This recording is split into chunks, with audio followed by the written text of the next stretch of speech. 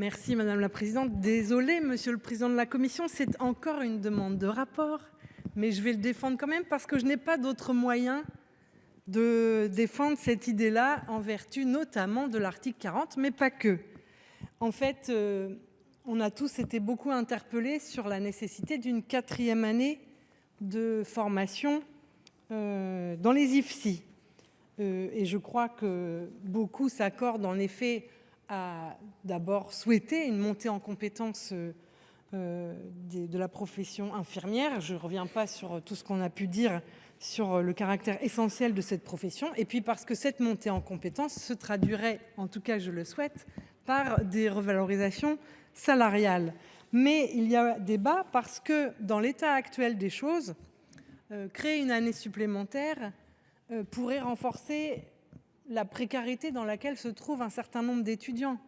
Je rappelle que les étudiants infirmiers sont indemnisés à hauteur de 1,03 € de l'heure en première année, 1,71 € de l'heure en dernière année de formation, quand les étudiants de l'enseignement supérieur bénéficient d'une indemnité de stage qui s'élève à 4,35 € de l'heure. Donc la première des choses serait peut-être d'harmoniser tout cela.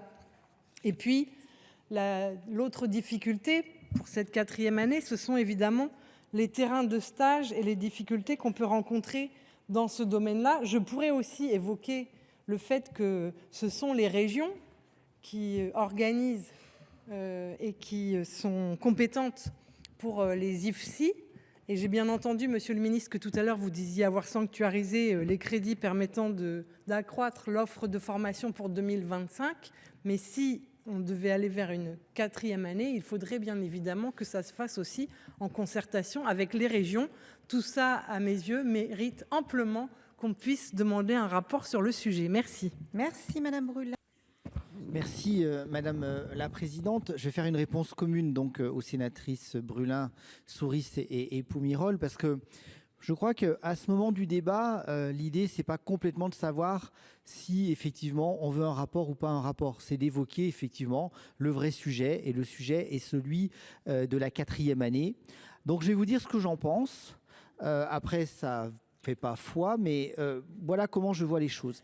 Premièrement, pour avoir beaucoup consulté les syndicats, l'ordre et autres, je n'ai pas de remontée des représentations syndicales ou de l'ordre de ce sujet-là, spécifiquement comme une demande forte. Je n'ai pas non plus des infirmiers et infirmiers hospitaliers, ni des infirmiers infirmières libérales qui finalement se sentiraient en difficulté lors de leurs premières années d'exercice. Le deuxième argument, il faut se mettre en conformité par rapport à la réglementation européenne. Pardon, Madame la sénatrice, mais pour moi, ce n'est pas un argument. Est-ce qu'on considère que nos infirmiers et infirmières sont insuffisamment formés en France? Et en quel cas, voyons comment on améliore la maquette pédagogique. Mais moi, je ne veux pas forcément donner un avis pour coller à justement une réglementation européenne. On est suffisamment souvent les Français en train de demander qu'on ne veut pas justement être dans un carcan européen.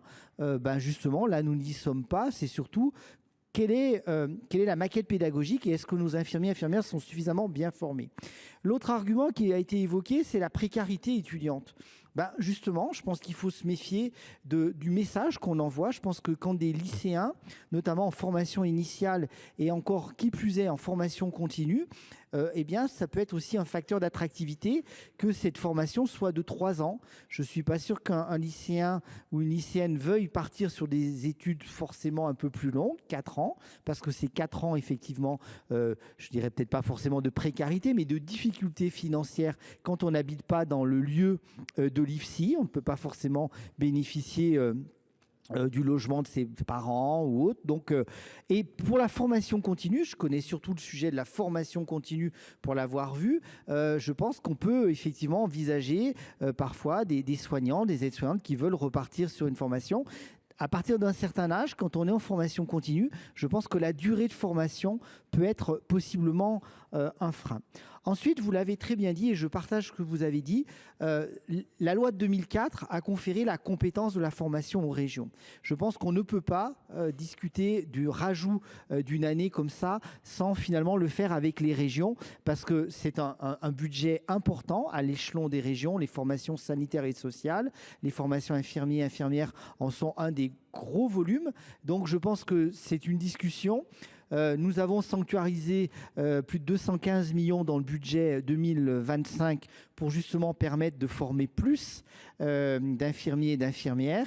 Et puis enfin, dernier point, moi je préférerais à la limite un rapport, je suis un peu taquin, mais sur les conditions d'attractivité. Qu'est-ce qui fait que avec Parcoursup finalement, eh bien peut-être qu'on se rend compte qu'il y a plus d'abandon. Pour avoir regardé les chiffres de Parcoursup, spécifiquement sur les formations infirmiers, on se rend compte qu'à l'échelon d'une région, finalement 80% des étudiants d'un IFSI sont finalement de la région. Donc je pense qu'il y a aussi des sujets qu'il faut réfléchir sur pourquoi effectivement nos étudiants abandonnent plus leurs études qu'avant, pourquoi au bout de 10 ans les infirmiers, notamment à l'hôpital dans 20% des cas, quittent la profession. Donc je pense que les conditions d'attractivité me semblent plus importantes à mettre en haut dans les priorités plutôt que d'allonger la durée de leurs études. Mais ce n'est que ma position et je suis amené à la revoir si les différentes consultations ou autres m'amenaient à avoir des considérations différentes. Mais au vu des consultations et au vu des contacts que j'ai eus sur ce sujet-là, voilà ma position à l'heure où je vous parle.